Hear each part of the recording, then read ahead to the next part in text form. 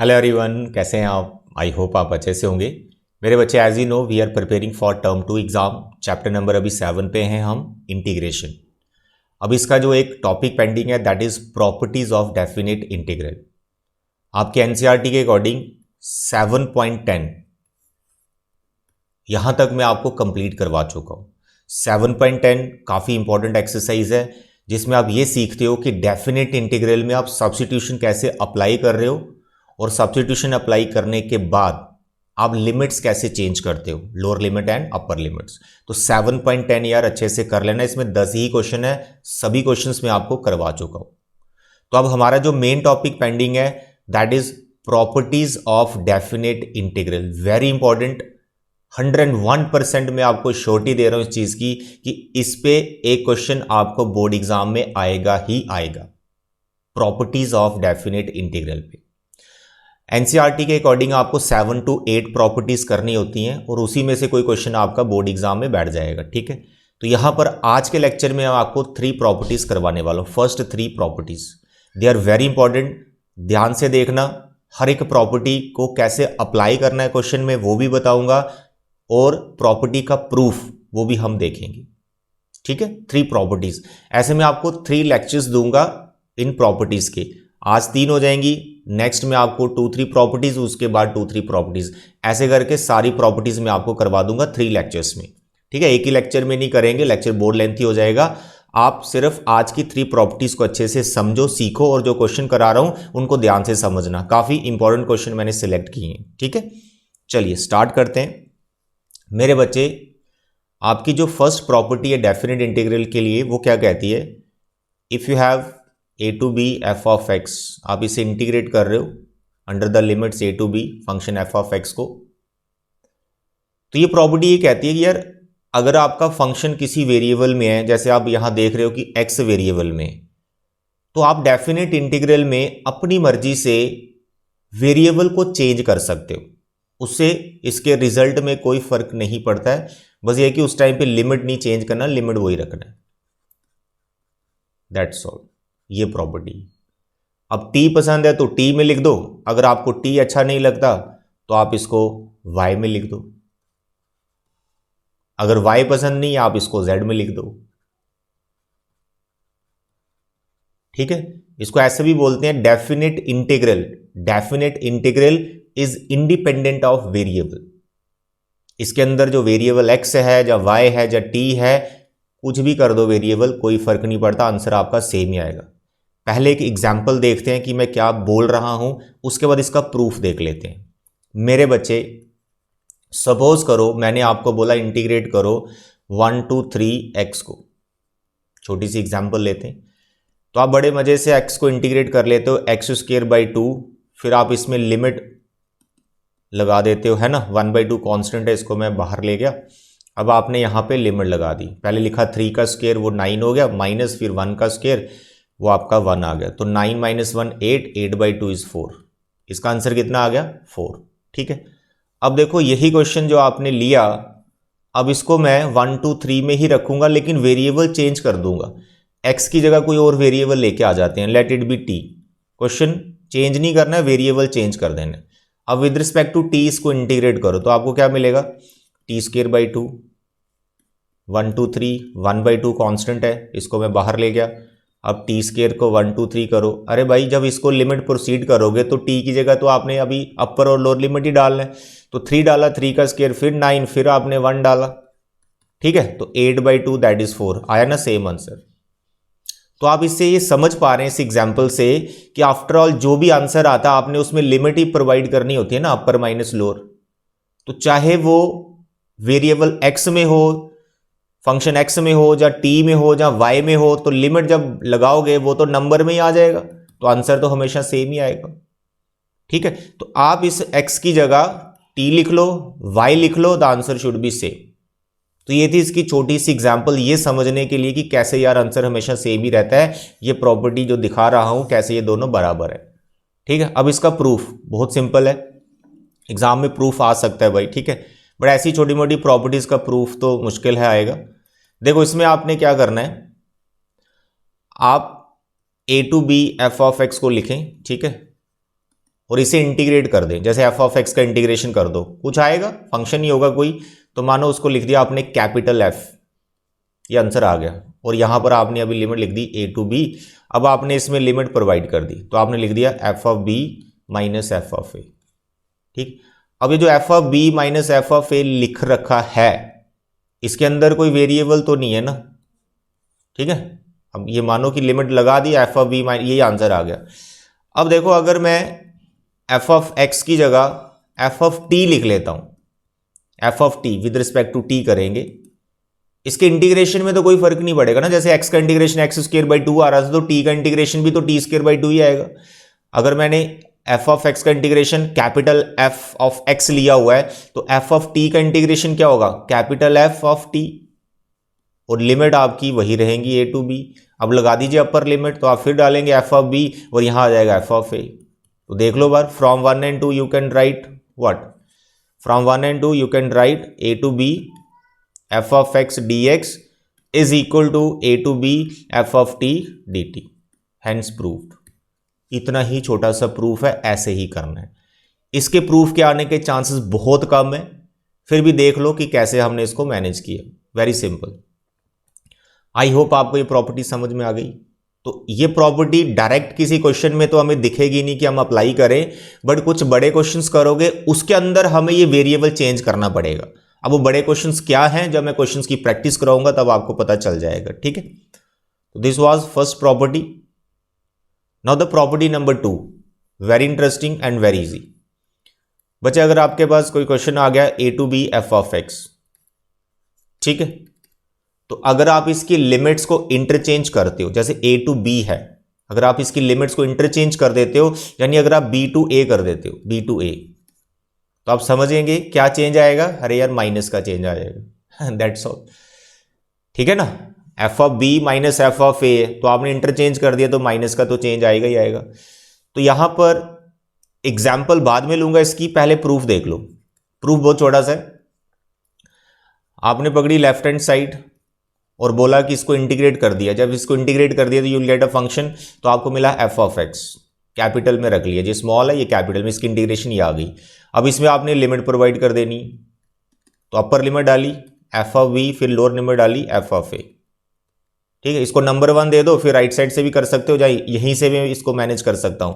जैसे इन दोनों में मैंने ले लिया माइनस कॉमन, अब इन दोनों में जब मैंने माइनस कॉमन ले लिया तो मैंने यहां पे लिख दिया F of A minus F of B, ठीक है। इन दोनों में माइनस ले लिया मैंने कॉमन, तो जब मैं F of A minus F of B लिख रहा हूं, तो आपको ऐसा तो ये फील हो रहा है कि यार अपर लिमिट कौन हो गई, ए, यानी किसी का इंटीग्रेशन एफ ऑफ एक्स का जो इंटीग्रेशन है उसमें आपने अपर लिमिट डाल रखी है एफ ऑफ ए, तो इसके बाद इसको आप ऐसे डायरेक्ट लिख सकते हो, क्या सर, ये तो इंटीग्रेशन है बी टू ए, ये तो इंटीग्रेशन है बी टू ए किसका, एफ ऑफ एक्स का। लो भाई, हो गया प्रूफ, दैट्स ऑल।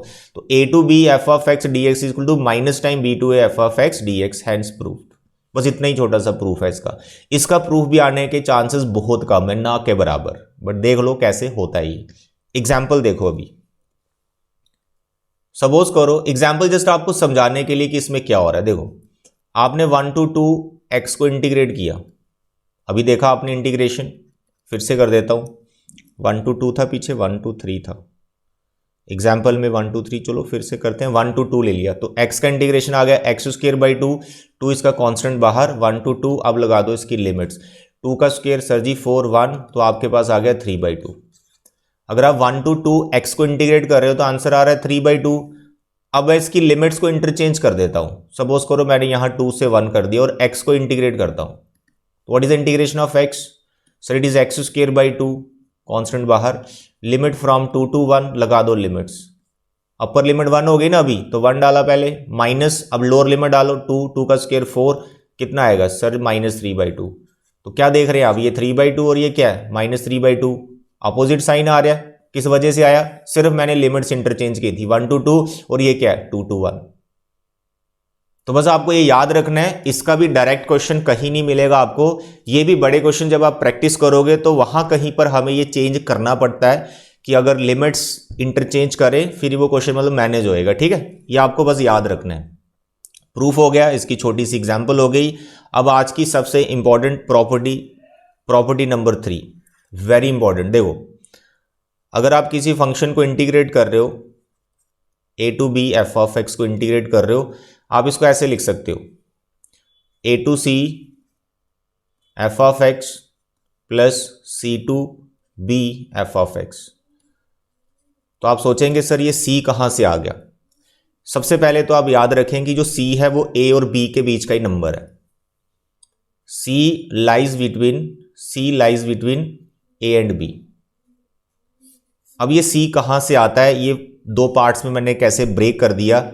मेरे बच्चे, जब मैंने आपको डेफिनेट इंटीग्रल समझाया था उस टाइम पे मैंने आपको बता रखा है कि जिस भी फंक्शन को आप इंटीग्रेट कर रहे हो under the limits A to B, ये फंक्शन उस इंटरवल में क्या होना चाहिए, कॉन्टिन्यूस। क्या होना चाहिए, कॉन्टिन्यूस होना चाहिए, यानी उसका ग्राफ लगातार चल रहा होना चाहिए, कहीं ब्रेकेज नहीं होनी चाहिए। तो ये जो सी पॉइंट यहां पर मैंने इंट्रोड्यूस किया है, तो कुछ क्वेश्चंस आपको ऐसे मिलेंगे, जो अभी मैंने बहुत सारी एग्जांपल्स भी लिए इस प्रॉपर्टी पे, कुछ क्वेश्चंस आपको ऐसे मिलेंगे जिसमें क्वेश्चन तो आपको ऐसे ही दिख रहा होगा A to B F of X, but ये जो एफ ऑफ एक्स होगा ये इस इंटरवल में कॉन्टिन्यूस नहीं होगा। तो जब ये कॉन्टिन्यूस नहीं है तो वहां पर बीच में 1 पॉइंट, 2 पॉइंट, 3 पॉइंट, कुछ पॉइंट्स ऐसे हो सकते हैं जिसपे उसका ग्राफ ब्रेक हो रहा है, यानी पॉइंट्स ऑफ डिसकंटिन्यूटी, वो आपको खुद देखने पड़ते हैं।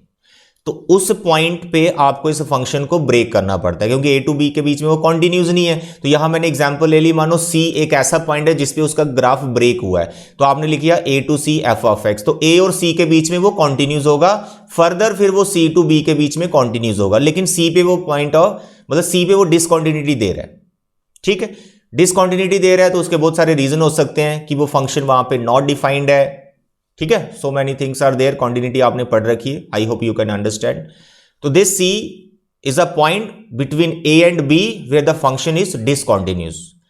दूसरी तरह से आप इसको ऐसे भी समझ सकते हो कि जितने भी आपने मॉड वाले क्वेश्चंस करने हैं या ग्रेटेस्ट इंटीजर वाले क्वेश्चन करने हैं, सपोज करो आपको इंटीग्रेशन आ गया मॉड ऑफ एक्स माइनस 2, तो जब आप इसको इंटीग्रेट करोगे, लेट आप इसको इंटीग्रेट कर रहे हो 0 to 5 के बीच में, इस फंक्शन को इंटीग्रेट कर रहे हो, तो भाई जब तक आप ये मॉड नहीं हटाएंगे ना तो आप इसको इंटीग्रेट नहीं कर सकते डायरेक्ट। ठीक है, फिलहाल आप यही समझो कि जब तक ये मॉड है आप इसको डायरेक्ट इंटीग्रेट नहीं करेंगे, आपको इसका मॉड हटाना ही पड़ेगा। तो जब आप इसका मॉड हटाएंगे तो यहां पर भी आपके पास दो ऑप्शंस आते हैं मॉड के लिए। एज यू नो, जब आप मॉड एक्स लिखते हो तो इट इज एक्स और माइनस एक्स फॉर कंडीशन। ठीक है, तो जब आप ये मॉड हटाओगे तो बीच में एक पॉइंट आएगा 0 और 5 के बीच में, तो वो पॉइंट समझो ब्रेकेज का पॉइंट हो गया, जैसे ये सी पॉइंट है। इन शॉर्ट जितने भी मॉड वाले क्वेश्चंस हैं उस पर आपको ये प्रॉपर्टी अप्लाई करनी होती है, वो मैं अभी करके दिखाऊंगा आपको कि इसका क्या मतलब है जो मैं बता रहा हूं। तो आई होप आप समझ गए सी पॉइंट क्या है। तो मैंने बोला ये सी पॉइंट सिर्फ एक नहीं, बहुत सारे हो सकते हैं। ये सी बहुत सारे हो सकते हैं, जरूरी नहीं एक नहीं, एक ही है, बहुत सारे हो सकते हैं। मानो मैंने A to B F of X लिखा हुआ है, तो यहां पर एक पॉइंट नहीं, ए टू मानो C1 है, मतलब so many points of discontinuity 2, 3, 4 कितने भी हो सकते हैं। तो इसको जनरलाइज किया जा सकता है, C1 to C2 हो गया, एफ ऑफ एक्स 3 ले लेता हूं मानो, अब C2 to B क्लोज कर दे, 2 ले लेते हैं। यहां पर कितने पॉइंट्स में दिखा रहा हूं, एक C1 और एक C2 पॉइंट दिखा रहा हूं। तो जिसपे वो कॉन्टिन्यूस नहीं होगा, या फिर नॉट डिफाइंड होगा, या फिर कोई प्रॉब्लम होगी उसके ग्राफ में, व्हाटएवर, तो उस पॉइंट पे आपने इसको ब्रेक करना होता है। ए और बी की जो लिमिट्स हैं इनको छोटे छोटे पार्ट्स में ब्रेक करके then you have to integrate. A और C1 के बीच में फंक्शन कॉन्टिन्यूस होगा, डिफाइंड होगा, आप इसको इंटीग्रेट कर पा रहे होंगे। C1 C2 के बीच में फंक्शन डिफाइंड होगा, कॉन्टिन्यूस होगा, आप इसको इंटीग्रेट कर पा रहे होंगे। ऐसे C2 B के बीच में फंक्शन डिफाइंड होगा, कॉन्टिन्यूस होगा, आप इसको इंटीग्रेट कर पा रहे होंगे। लेकिन ए और बी के बीच में ये फंक्शन 2 बार डिसकंटिन्यूटी ले रहा होगा, एक C1 है और दूसरा C2 है, इस एग्जांपल में जो मैं बोल रहा हूं। ठीक है, दैट्स ऑल। अब ये ब्रेकेज कैसे करनी है I will tell you with the help of different examples. सबसे पहले इस प्रॉपर्टी का प्रूफ देख लेते हैं, छोटा सा प्रूफ है मेरे बच्चे।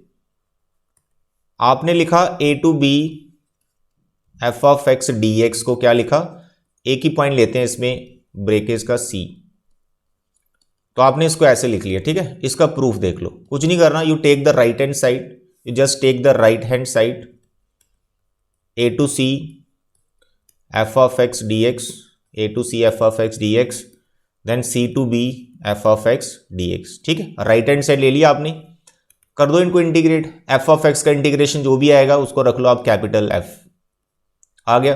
फिर आपने इसमें लिमिट्स प्रोसीड करनी है ए टू सी।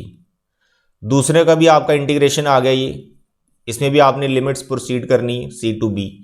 लगाओ इसमें limit, sir upper limit minus lower limit plus इसका upper limit minus lower limit, कर दिया। पूरा इंटीग्रेशन कर दिया, लिमिट्स लगा दी। अब कैलकुलेशन में देखो एफ ऑफ सी कैंसिल हो रहा है, तो आपके पास ये दो टर्म बच रही है, जिसमें एफ ऑफ बी प्लस का है तो इसको आप पहले लिख लो capital F, F of B पहले है माइनस फिर एफ ऑफ ए। तो भाई F of B minus F of A आपको क्या बता रहा है यार, ये तो इंटीग्रेशन है A to B F of X का, दैट्स ऑल। तो आगे ना ये लेफ्ट हैंड साइड वही बन गई, इतना छोटा प्रूफ है इसका। तो ये थी हमारी 3 प्रॉपर्टीज, तीनों के प्रूफ बता दिए, कुछ एग्जांपल्स भी मैंने बता दी 1 2 के लिए। अब हम इस थर्ड प्रॉपर्टी पे बहुत सारी एग्जांपल्स करने वाले हैं, ध्यान से समझना, काफी अच्छी एग्जांपल्स मैंने ले रखी हैं।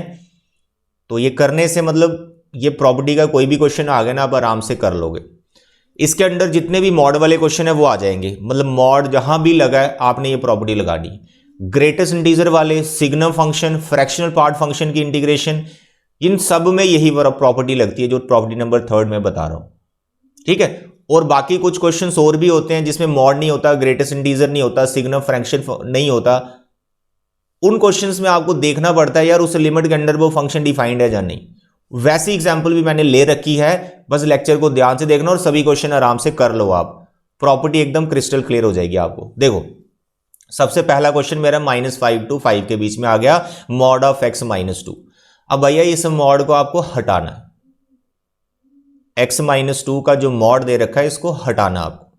अब इसको हटाना है तो अभी आप क्लास 12th में हो, फाइनल एग्जाम की तैयारी कर रहे हो, तो भाई छोटा सा मॉड है, इसके ऑप्शन क्या बनते हैं दैट यू मस्ट नो। मैं फिर भी लिख देता हूं इस एग्जाम्पल के लिए आपको समझाने के लिए कि जो मॉड के अंदर फैक्टर बैठा हुआ है ये प्लस भी हो सकता है और ये माइनस भी हो सकता है। ठीक है, ये पॉजिटिव वैल्यू किस पे देगा, for x greater than equal to 2। ठीक है ना, इक्वल जिसके साथ मर्जी लगाओ नीचे या ऊपर, फॉर x ग्रेटर देन 2, और ये नेगेटिव कब होगा, for less than 2। I hope आपको ये मॉड ब्रेक करना आता है। लेट अस सपोज आपको ये मॉड ब्रेक करना नहीं आता, मान लेते हैं आपको ये नहीं आता, मैं आपको सिंपल वे बताता हूं कि आपको क्या करना है। जो भी फैक्टर, जो भी टर्म, जो भी एक्सप्रेशन मॉड के अंदर बैठी है ना, वो किस पे जीरो है बस वो सोचो, ये किस पे जीरो है। x -2 किस नंबर पे जीरो है, एक लीनियर फैक्टर है यार, देखो x -2 किस पे जीरो है, या 2 पे जीरो है, सामने दिख रहा है 2 पे जीरो है। और फिर देखो वो 2 -5 और 5 के बीच में क्या आता है, यस सर -5 और 5 के बीच में 2 होता है। तो आपने बिना सोचे समझे क्या लिखना है, सबसे पहले आपने ऐसे लिखना है -5 से 2, और फिर लिखना आपने ऐसे 2 से 5। कर लोगे इतना काम। ये 2 कहां से आया, जो मॉड के अंदर फैक्टर बैठा है, जो टर्म बैठी है, जो एक्सप्रेशन बैठी है, इस 2 पे ये जीरो। अब ये लीनियर पॉलिनोमियल हो सकता है, क्वाड्रेटिक हो सकता है, क्यूबिक हो सकता है, ट्रिग्नोमेट्रिक फंक्शन हो सकता है, लॉगरिथमिक फंक्शन हो सकता है, कुछ भी टर्म हो सकती है। तो जो भी आपका मॉड के अंदर बैठा हुआ ये किस पे जीरो है उस नंबर को ढूंढो। सामने दिख रहा है छोटी सी एग्जांपल है 2 पे जीरो, तो 2 पे हमने इसको ब्रेक कर लिया। अब 2 पे ब्रेक जब हमने किया तो इसका मॉड हट जाएगा। अब आपको बस ये सोचना है कि मॉड के अंदर जो x -2 बैठा हुआ है ये 2 से पीछे, 2 से लेस पॉजिटिव है कि नेगेटिव है। यानी एक फैक्टर मैं आपको बता रहा हूं x -2 ये प्लस है कि माइनस है। जब इसमें 2 से लेस वैल्यूज डालोगे, 2 से छोटी वैल्यूज डालोगे तो आप देखेंगे ये तो नेगेटिव आएगा। 2 से लेस तो जीरो भी होता है, जीरो डाल के देखो तो नेगेटिव आ रहा है, यहां पे मैंने बताया भी हुआ है। तो सोच के भी कर सकते हो आप, अदरवाइज वेवी का मेथड है वो देख लो, उसका वीडियो मैंने बना रखा है। तो पॉलिनोमियल वाला तो काम हो जाता है वेवी का मेथड से। अभी मैं बहुत सारी एग्जांपल लेने वाला हूं, अब सिंपल एग्जांपल है, इसको समझे। तो यहां पर आप देख रहे हैं कि x -2 2 से लेस नेगेटिव है, यानी -5 और 2 के बीच में ये क्या नेगेटिव वैल्यू देगा, तो भाई यहां पर ये माइनस आएगा। ऐसे ब्रेक करना है, दैट्स ऑल। अब 2 और 5 के बीच में, या फिर मैं ऐसे बोलूं x -2 2 से ग्रेटर वैल्यूज पे क्या है, प्लस है भाई। मैंने यहां साइड में लिखा भी हुआ है कि 2 से आगे ये प्लस है, तो भाई ये प्लस वाला क्वेश्चन बन जाएगा, ऐसे बोलो आप, दैट्स ऑल। तो ये प्रॉपर्टी यही काम कर रही है। देखो ब्रेक कर दिया ना, बीच में -5 और 5 के बीच में एक नंबर आ गया 2, जिस पे ये 0 हो रहा था, मॉड हटाने के काम आई ये प्रॉपर्टी। अब इसका जो इंटीग्रेशन है ये तो मैं कभी भी नहीं करूंगा क्योंकि नॉर्मल क्वेश्चन है। आगे नॉर्मल है, x का इंटीग्रेशन x² 2 का इंटीग्रेशन 2x, अपर लिमिट माइनस लोअर लिमिट डालो, सिंप्लीफाई कर दो, माइनस प्लस का ध्यान रखना, बस गलती नहीं लगनी चाहिए आपको, ठीक है। मैंने आपको ये ब्रेकें सिखानी है सभी क्वेश्चंस में, ठीक बेटा। चलिए आगे बढ़ो। क्वेश्चन नंबर 2 ट्रिग्नोमेट्री का आ गया। अब मॉड के अंदर मैंने रख दिया cos x, आपको मॉड हटाना है, मॉड नहीं चाहिए यहां पर, अब हटा दो मॉड। अब मॉड हटाओगे तो cos के 2 ऑप्शन आते हैं, प्लस और माइनस। अब इसकी लिमिट्स देखो पहले, सर 0 to पाई, यानी 2 क्वाड्रेंट कवर करती है, 0 to π/2 π/2 to पाई, यानी 0 to पाई 2 क्वाड्रेंट कवर हो रहे हैं, first quadrant and second quadrant. अब आपको तो पता ही यार, cos जो है वो सेकंड क्वाड्रेंट में नेगेटिव होता है, तो 0 और पाई में थ्रू आउट ये पॉजिटिव तो नहीं है ना, फर्स्ट क्वाड्रेंट में ये पॉजिटिव है और सेकंड क्वाड्रेंट में ये नेगेटिव है, तो आपको पता आपको 2 ऑप्शन लेने ही पड़ेंगे। तो सबसे पहले आप तो ये सोच लो cos 0 किस पे है, 0 और पाई के बीच में cos किस पे 0 है, ये cos x की वैल्यू किस पे 0 है, 0 और पाई के बीच में, तो आप बोलोगे सर 90 डिग्री पे, जिसे आप π/2 बोलते हो, तो π/2 पे इसकी ब्रेकेज होगी, मॉड हट जाएगा। तो सिंपली आपको ऐसे लिखना है 0 से π/2, एक क्वेश्चन बनेगा, दूसरा बनेगा π/2 से पाई, बन गए 2 क्वेश्चन। अब आपको सोचना है 0 और π/2 के बीच में cos क्या होता है, यार 0 और π/2 फर्स्ट क्वाड्रेंट में सारे रेशियो पॉजिटिव, तो cos भी पॉजिटिव होगा। π/2 to pi second quadrant, cos उसमें क्या होता है नेगेटिव, तो ये माइनस का आएगा, हट गया मॉड, दैट्स ऑल। अब cos की इंटीग्रेशन सबको आती, करो, लिमिट्स लगाओ, सिंप्लीफाई करो, ठीक है बेटा, बस ऐसे ही ब्रेक करने। तो स्टार्टिंग के मॉड वाले क्वेश्चंस हैं वो करेंगे सारे। नेक्स्ट देखो भाई, इसका इंटीग्रेशन आपके लिए छोड़ रहा हूं क्योंकि बहुत सिंपल है, 7.9 7.10 और इंटीग्रेशन जितना पढ़ लिया आपने तो ये तो बड़े आराम से कर लोगे, लिमिट बस आपने लास्ट में अप्लाई करनी होती है। नाउ दिस क्वेश्चन, e का पावर मॉड x। अब इस पूरी टर्म को नहीं सोचना है 0, सिर्फ आप ऊपर वाले मॉड x को सोचो। मॉड x किस पे 0 होता है सर जी 0 पे, तो 0 पे पहले इसको ब्रेक करो, और -1 और 1 के बीच में ही आ रहा है, ऐसे कर दिया, ठीक है। अब -1 और 0 यानी 0 से लेस, 0 से पीछे, ये मॉड x क्या देगा आपको रिजल्ट नेगेटिव, तो भाई इसका आएगा e का पावर -x। और 0 से आगे मॉड x क्या होता है पॉजिटिव, तो यहां आएगा प्लस, और ऊपर आएगा x पॉजिटिव वाला, क्योंकि आपने लिया 0 to 1, 0 से आगे पॉजिटिव है मॉड x, और 0 से पीछे ये मॉड x क्या है -x, तो -x लिखिए, दैट्स ऑल। आगे इसको इंटीग्रेट कर देना, e का इंटीग्रेशन आपको आता है, e का पावर -x का इंटीग्रेशन भी यही होगा, डिवाइड में -1 लिख लेना उसका डेरिवेटिव, ठीक है। इंटीग्रेशन आपको आता है, मैं ये मान के चल रहा हूं। आप ब्रेकेज देखो कैसे ब्रेक हो रहा है। क्वेश्चन नंबर 4, अब यहां पर मैंने ले लिया क्वाड्रेटिक पॉलिनोमियल, तो ऐसा नहीं होगा कि जो मॉड के अंदर बैठा है उसका एक ही 0 है, 2 भी हो सकते हैं, 3 भी हो सकते हैं, 4 भी हो सकते हैं, बहुत सारे जीरोस हो सकते हैं। यहां पर जो मैंने क्वाड्रेटिक लिया है ये इसके 2 जीरोस होंगे, तो 0 और 2 के बीच में वो आ रहे कि नहीं आ रहे वो हमने देख लेना है। तो पहले हम इसको ब्रेक करेंगे कि किस किस पे ये 0 हो रहा है। तो हमारा जो पॉलिनोमियल है वो एक छोटा सा पॉलिनोमियल है, फैक्टर्स बनाने बस आपने इसके। तो जैसे आपने इसके फैक्टर बनाए तो आपने देखा यार इसका तो मिडल टर्म ब्रेक हो रहा है, ऐसे करके, ठीक है। x कॉमन आ गया, पीछे बचा x+3, -1 कॉमन आ गया, पीछे बचा x+3, आपने इसको ब्रेक कर दिया 2 फैक्टर में। अब यहां से एक चीज तो क्लियर होगी ना, ये जो अंदर पॉलिनोमियल बैठा हुआ है ये किस पे 0 है सर जी -3 पे, सामने देख रहे हैं -3 पे फैक्टर 0 है, और 1 पे, तो 1 और -3 पे अंदर वाला पॉलिनोमियल 0 है, क्या है 0 है, ठीक है। तो मॉड हटाएंगे इस पे, लेकिन ये दोनों नंबर क्या 0 और 2 के बीच में फॉल करते हैं ये वही देखना होता है, वैसे ही रैंडमली ब्रेक नहीं कर देना यार। -3 तो 0 और 2 के बीच में आता ही नहीं, तो -3 का यहां पे कोई रोल नहीं है, रोल सिर्फ यहां पे 1 का है। अगर -3 भी इसी के अंडर आता, लेट अस सपोज, ठीक है, थोड़ा सा चेंज करता हूं, sorry just a minute, let us suppose यहां पे 0 नहीं, यहां पे -5 होता, तो ये क्वेश्चन में ये दोनों पॉइंट हमने इन्वॉल्व करने थे। तो मैं -5 लेके पहले आपको बताता हूं कि आपको कैसे ब्रेकेज करनी थी। -5 से आपने जाना था -3, फिर आपने जाना था -3 से 1, फिर आपने जाना था 1 से 2। ऐसे ब्रेक होने 3 क्वेश्चंस बनने थे। फिर आपने सोचना था -5 और -3 के बीच में ये पॉलिनोमियल पॉजिटिव है या नेगेटिव है। उसके लिए आपको वेविकम मेथड या फिर इन फैक्टर्स से डायरेक्ट भी सोच के लिख सकते हो।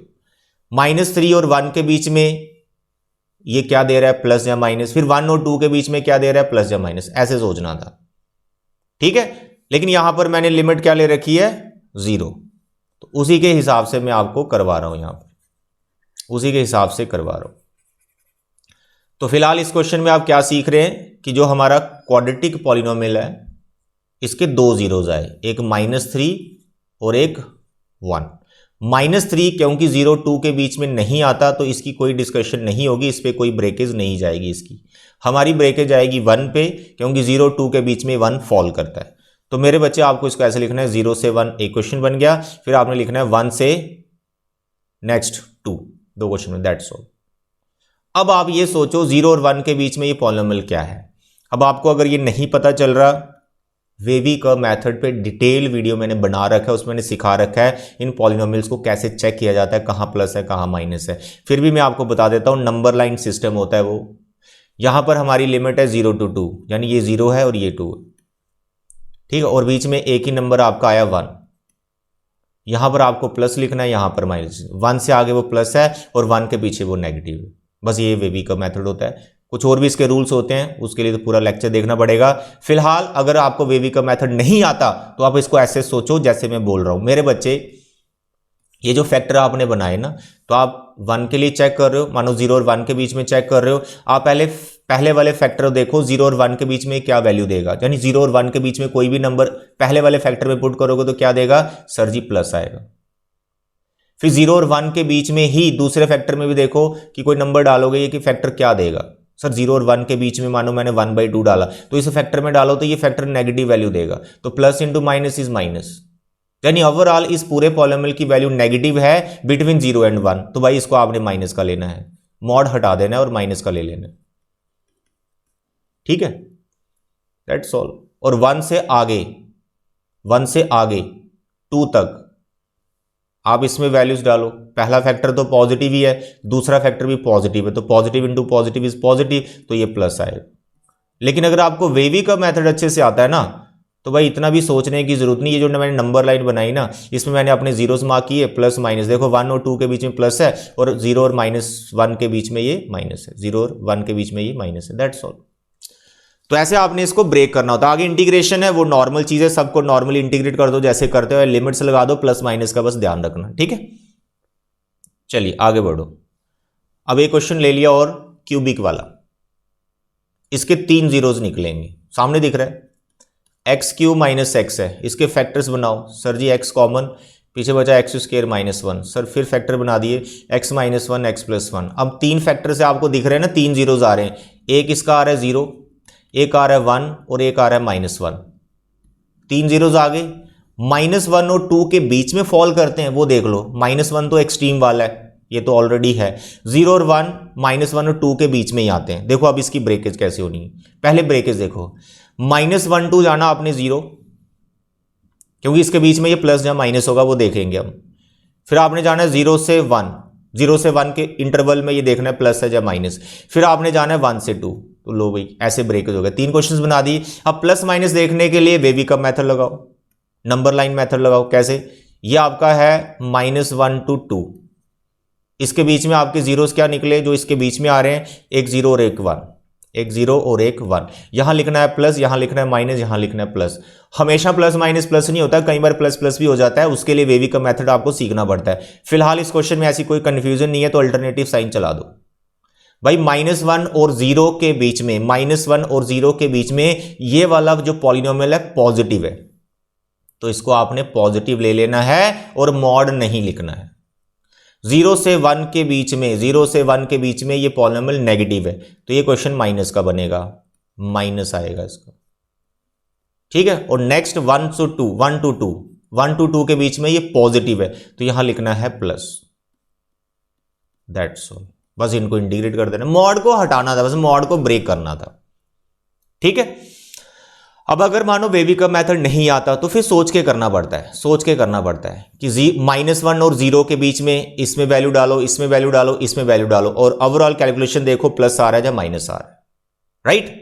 तो आई होप इसके आगे आप इसको इंटीग्रेट कर लोगे। इंटीग्रेशन बहुत सिंपल है, इसमें कोई भी कंफ्यूजन नहीं है, नॉर्मली इंटीग्रेट करके लिमिट लगा दीजिएगा। क्वेश्चन नंबर 6, अब ये आ गया ग्रेटेस्ट इंटीजर, वेरी इंटरेस्टिंग और सबसे सिंपल। अब देखो ग्रेटेस्ट इंटीजर का आपको पता है यार, इसका जो आउटपुट होता है वो हमेशा इंटीजर होता है, ठीक है ना। जैसे ये ग्रेटेस्ट इंटीजर है, इसमें मैं कोई भी वैल्यू डालूंगा मेरे को आंसर इंटीजर ही मिलेगा।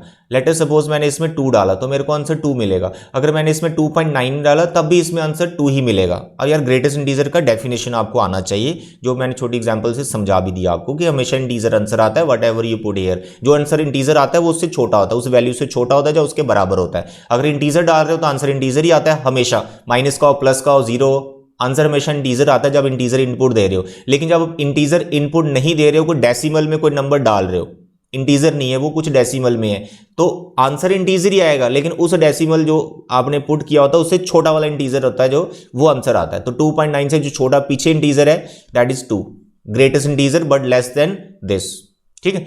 चलिए अब आपने ये देखना है, इसको इंटीग्रेट जब आप कर रहे हो तो ये ग्रेटेस्ट इंटीजर आपको हटाना है। तो 0 और 3 के बीच में आप इसको इंटीग्रेट कर रहे हो, तो भाई ये आपका 0 है और ये आपका 3 है, इसके बीच में आप इसको इंटीग्रेट कर रहे हो। पहले ये देखो 0 और 3 के बीच में इंटीजर्स कितने आते हैं, 0 और 3 के बीच में इंटीजर्स कितने आते हैं। तो आप बोलेंगे सर एक 1 आता है और एक 2 आता है। तो सबसे पहले जो इसकी ब्रेकेज है 1 और 2 पे हो जाएगी। ग्रेटेस्ट इंटीजर में ये समझ रहे हैं, देखो कैसे, एक 0 to 1 जाएगा, एक 1 से 2 जाएगा और एक 2 से 3 जाएगा। 0 और 3 के बीच में 2 ऐसे नंबर मिले मेरे को जो इंटीजर्स थे जिसपे ये ब्रेक होगा। अब होगा कैसे, क्या मतलब है इसका, सुनो। क्योंकि 0 और 1 के बीच में और 1 और 2 के बीच में, जहां फिर 2 और 3 के बीच में, भाई ये वैल्यू सेम नहीं लेता है, इसलिए आपको इसको ब्रेक करना है।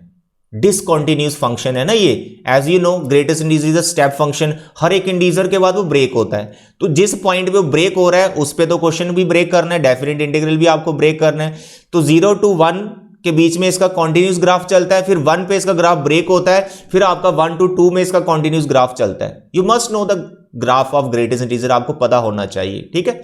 चलिए तो 1 और 2 पॉइंट ऑफ डिसकंटिन्यूटी थे जिसपे मैंने इसको ब्रेक कर दिया। अब आपको क्या सोचना है, 0 और 1 के बीच में ये ग्रेटेस्ट इंटीजर क्या वैल्यू लेगा, बस ये सोचना है।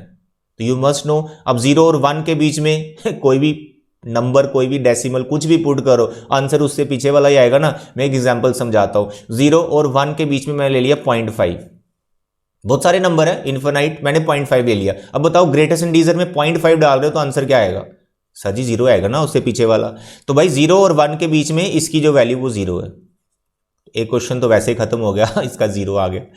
यहां पर प्लस माइनस का कोई चक्कर नहीं होता, जब प्लस आ रहा है जब माइनस आ रहा है वो हमें लिखना ही होता है। यहां पर सारे नंबर प्लस के ही आएंगे, सारे नंबर प्लस के आएंगे। अब 1 और 2 के बीच में बताओ, ये जो ग्रेटेस्ट इंटीजर है, अगर आप 1 और 2 के बीच में इसमें कुछ पुट करते हो तो 1 और 2 के बीच में, मानो एग्जांपल ले ली मैंने 1.5 की, अब 1.5 डालते हो तो आंसर कितना आएगा 1। तो भाई 1 और 2 के बीच में ये हमेशा 1 आंसर देता है, तो यानी आपको 1 को इंटीग्रेट करना है, दैट्स ऑल। अब 2 और 3 के बीच में, अब 2 और 3 के बीच में आंसर हमेशा -2 आएगा, दैट्स ऑल, यानी 2 को इंटीग्रेट करना है। तो ग्रेटेस्ट इंटीजर वाला बहुत ही मस्त क्वेश्चन होता है, इसमें कोई भी टेंशन नहीं होती। बस आपने ये देख लेना है कि 0 और 3 के बीच में इंटीजर्स कितने आ रहे हैं और ये किस किस पे ब्रेक हो रहा है, किस किस इंटीजर पे ब्रेक हो रहा है। तो यहाँ 1 और 2 मिले थे, बाकी आपको सोचना तो पड़ेगा, डेफिनेशन इसकी पता होनी चाहिए। 0 1 के बीच में 0 है, 1 2 के बीच में 1 है, 2 3 के बीच में 2 है, बस इनको इंटीग्रेट करना है। 0 का इंटीग्रेशन तो खत्म हो गया, वो तो खत्म है, 1 का इंटीग्रेशन x आ गया और 2 का इंटीग्रेशन 2x आ गया। बस आगे लिमिट लगा दो इसकी, अपर limit minus lower limit, that's all, ठीक है। इतना छोटा क्वेश्चन होता है ये। 7th question very interesting and very important.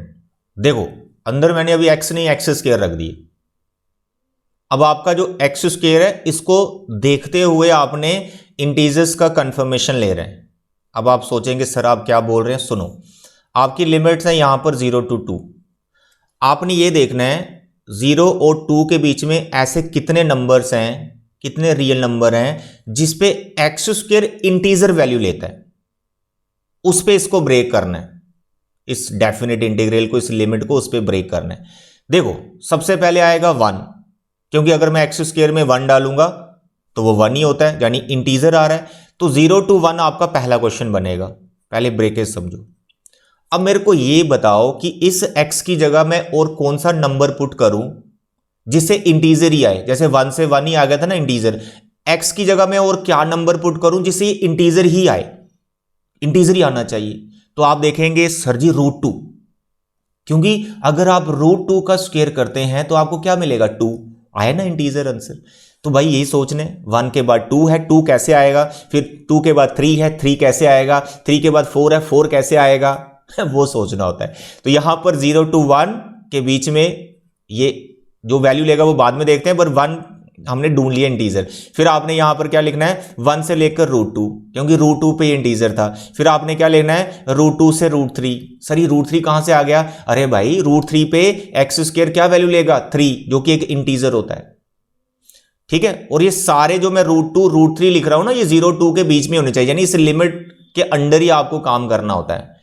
फिर नेक्स्ट क्या आएगा, सर √3 से √4 जो कि 2, वो तो हमारी लास्ट लिमिट है 2, तो यहां पे 2 आ जाएगा। तो भाई ये वाला जो क्वेश्चन है, ऐसे 4 क्वेश्चन इसके बनेंगे। आई होप आप समझ पाए, फिर से बता देता हूं। ग्रेटेस्ट इंटीजर के अंदर जो भी आपकी टर्म है, ये किस पे इंटीजर होती है बस उसको पकड़ो, उस पे आपने इन लिमिट्स को ब्रेक करना है। इस डेफिनेट इंटीग्रल की जो लिमिट्स हैं उन पे इनको ब्रेक करना है। एक्स स्क्वायर 1 पे इंटीजर होता है, 1 पे ब्रेक हो गया। एक्स स्क्वायर √2 पे इंटीजर होता है, √2 पे इसको ब्रेक किया। एक्स स्क्वायर √3 पे इंटीजर होता है, √3 पे इसको ब्रेक किया। और उसके बाद आपका आएगा √4 जो कि 2 है, तो 2 हमारी लास्ट लिमिट है, ठीक है। तो 2 पे हमने रुक गए। अगर मानो यहां पर आगे और 5 होता, फिर और क्वेश्चंस बनते जाते, ठीक है, तो उतना लेंथी नहीं आता, ये 4 क्वेश्चन बन गए। अब आप मेरे को ये बताते जाओ, 0 और 1 के बीच में कोई भी नंबर लूंगा और मैं एक्स स्क्वायर में डालूंगा तो मेरा आंसर क्या आएगा। तो यू नो आंसर 0 और 1 के बीच में आएगा, जो कि हमारा यहां पर ग्रेटेस्ट इंटीजर के हिसाब से I will get the value 0, क्योंकि 0 और 1 के बीच में वो ये बात आ गई 0.5 इसमें डालोगे, उसका स्क्वायर करोगे तो 0 और 1 के बीच में वैल्यू मिल रही है। तो कोई भी ग्रेटेस्ट इंटीजर में ऐसा नंबर डाल रहे हो जो 0 और 1 के बीच में है, तो आंसर तो आपको प्रीवियस इंटीजर ही मिलना ना, दैट इज 0। तो इन शॉर्ट यार ग्रेटेस्ट इंटीजर की डेफिनेशन पता होनी चाहिए आपको, ठीक। अब बताइए 1 और 2 आने, ये सारे प्लस के हैं, ठीक है। 1 और √2 के बीच में 1 और √2, 1 पे इंटीजर है और √2 पे भी इंटीजर है 2, यानी 1 और 2 के बीच में आंसर आते रहेंगे, तो ग्रेटेस्ट इंटीजर इसका 1 होगा। फिर √2 और √3 के बीच में, यानी 2 और 3 के बीच में बात कर रहा हूं, तो आंसर इसका 2 आता जाएगा, 2 का इंटीग्रेशन करना है। √3 और √2 के बीच में, √3 पे ये 3 है, 2 पे ये 4 है, तो उसके बीच में आंसर आते रहेंगे, तो आंसर आपके 3 आते रहेंगे। ग्रेटेस्ट इंटीजर की बात कर रहा हूं कि अगर आपने कहीं पर 3.9 भी पुट किया है तो इसका आंसर 3 आता है। अगर आपने कहीं पर 2.9 किया है तो आंसर 2 आता है। ग्रेटेस्ट इंटीजर का डेफिनेशन होता है जो, ठीक है। दैट्स ऑल, बस इनको इंटीग्रेट कर दो। तो पहला वाला तो खत्म हो गया, इसको करने की जरूरत नहीं है। 1 का इंटीग्रेशन, 2 का इंटीग्रेशन, 3 का इंटीग्रेशन करना है और ये लिमिट प्रोवाइड कर देनी है, दैट्स ऑल, ठीक है। तो ये काफी अच्छा क्वेश्चन है। स्क्वायर देख के थोड़ी कंफ्यूजन होती है, मैंने आपको ट्रिक बता दिया। एक्स स्क्वायर या जो अंदर टर्म है वो किस पे इंटीजर है उस पर ब्रेक करो, फिर उस पे वो जो इंटीजर आउटपुट लेगा वो लिखते जाओ। 1 2 3 आ गया, 0 1 2 3। नाउ द 8th क्वेश्चन, ये भी सेम ही है, एक्स स्क्वायर है, लिमिट आपकी 0 to 0.5 है। अब 0 to 0.5 के बीच में ये कितनी बार इंटीजर हुआ वो सोचो। तो सबसे पहले तो आप देखेंगे सर जी 1 पे हुआ, तो 0 और 1 के बीच में इंटीग्रेट हो जाएगा। फिर 1 के बाद ये √2 पे इंटीग्रेट होगा। अब √2 जो कि 1.4 यानी 1.5 से वो छोटा ही होता है, तो वो आपको इंट्रोड्यूस यहां पे करना पड़ेगा। और लास्ट आपका आएगा √2 से 1.5, क्योंकि √2 के बाद √3 आता है जो कि 1.73 होता है, वो लिमिट को क्रॉस कर गया, लिमिट के बियॉन्ड है, तो उसको तो लेना नहीं। तो सिर्फ आपका यहां पर 1 और √2 आया, तो 0 और 1 के बीच में आंसर 0 देगा, आउटपुट 0 देगा। 1 और √2 के बीच में आंसर ये 1 देगा, और √2 और 1.5 के बीच में ये आंसर क्या देगा, 2 देगा। तो यहां 0 का इंटीग्रेशन, ये तो 0 हो गया, 1 का इंटीग्रेशन x, 2 का इंटीग्रेशन 2x, लिमिट प्रोवाइड कर दो, कैलकुलेशन करो, you will get your answer, right. चलिए 8th question, very important, very interesting. अब इस क्वेश्चन में ना तो मॉड है, ना ही ग्रेटेस्ट इंटीजर है, ना ही आप अभी फिलहाल अगर इन्वर्स ट्रिग्नोमेट्री अच्छे से पढ़ा है तो समझ जाएंगे इसमें क्या करना है, लेकिन अगर आप देसी तरीके से सोचोगे और फॉर्मूला लगा के इंटीग्रेट कर दोगे तो गलत आएगा। सुनो मेरे बच्चे, इस लिमिट पे ध्यान दो, ये क्या है 0 to √3। आपको 0 और √3 के बीच में इसका नेचर समझना पड़ेगा, इसका ग्राफ समझना पड़ेगा। मानो आपका ग्राफ आपको नहीं आता, लेट अस सपोज, तो मेरे प्यारे बच्चे जब आपने टर्म 1 में इन्वर्स ट्रिग्नोमेट्री चैप्टर पढ़ा तो आपने इसकी छोटी छोटी प्रॉपर्टी सीखी होंगी, टैन इन्वर्स की, फिर उसके बाद साइन इन्वर्स की, कॉस इन्वर्स की, ठीक है ना, ग्राफ भी आप सीखते हो। तो मेरे बच्चे आमतौर पर जो एनसीईआरटी के हिसाब से देखो तो इसका फॉर्मूला, इस पूरी टर्म का फॉर्मूला आप प्रैक्टिस में क्या यूज करते हो, आप इसको लिखते हो 2 tan इनवर्स x, ये लिखते हो ना, ये पूरा tan इनवर्स 2x/1 - x, ये फॉर्मूला है किसका, 2 tan इनवर्स x का। तो बहुत से बच्चे इसमें गलती क्या करते हैं, इसको जल्दी जल्दी लिख देंगे 0 to √3 2 tan इनवर्स x। भाई गलत हो जाएगा, आपने अपनी तरफ से सही लिखा है, आपने इसका फॉर्मूला याद रखा है, लेकिन यार इसकी आपने कंडीशंस भी तो देखनी थी कि जब आप इसको 2 tan इनवर्स x लिखते हो उस टाइम पे ये x क्या होना चाहिए, किसके अंडर होना चाहिए, -1 to 1 के बीच में होना चाहिए ये x, जब आप इसको 2 tan इनवर्स x लिखते हो।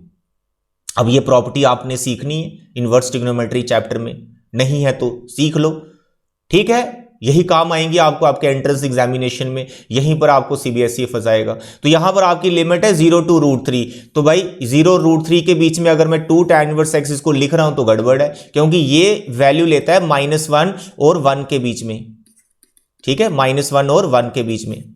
अब मैं प्रॉपर्टी आपको दिखाता हूं कि कंप्लीट प्रॉपर्टी क्या होती है, जो आपने सेकंड चैप्टर में पढ़ रखी है।